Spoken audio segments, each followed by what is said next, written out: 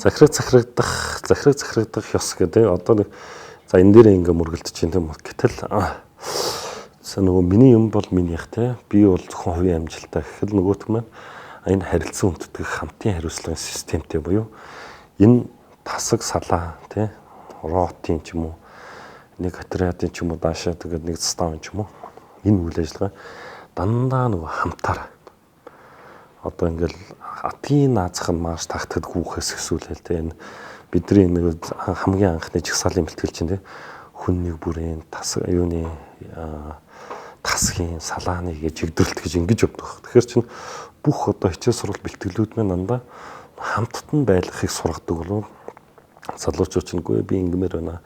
Би ганцаараа баймаар байна те. Миний орон зайд бити халтаатай гэл ингээл. Гэтэл нөгөө миний бүх юм бити заагаад гэхэд цэргийн албанд чинь өглөө босхоос өсвөлөд орон унтахын зааж байгаа байхгүй. Өглөө 6 цаг сред команд өглөө бослоо. Бүгд хувцал гараад жагс те. Гараад гүүлээ гар дээр сунаалаа те.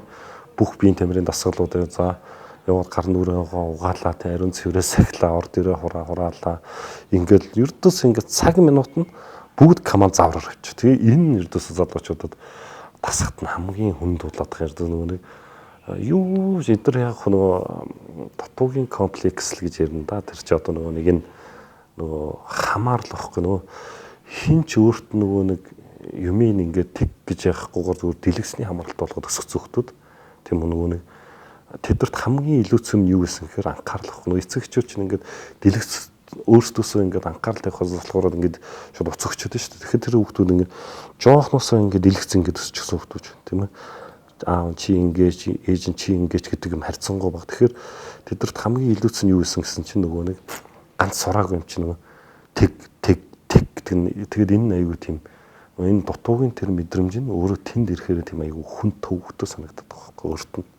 Тэр нөгөө багт нь байгаа тэр өөрийнх нь нөгөө анхаарал халамж гэдэг юмнууд нь өөрт нь байхгүй ч гэсэн учраас тий одоо нөгөө нэг зааварлах гэх юм уу да иймнүүд нь байхгүй ч учраас цэргийн албанд энэ үрдөө ингээд цаг минутгүй ороод ирэхээр нөө залуу тийм аягүй төвөгтэй стресстэй ч юм шиг тий өөрт нь нэг хэцүү байгаа юм шиг санагдаад байгаа байхгүй.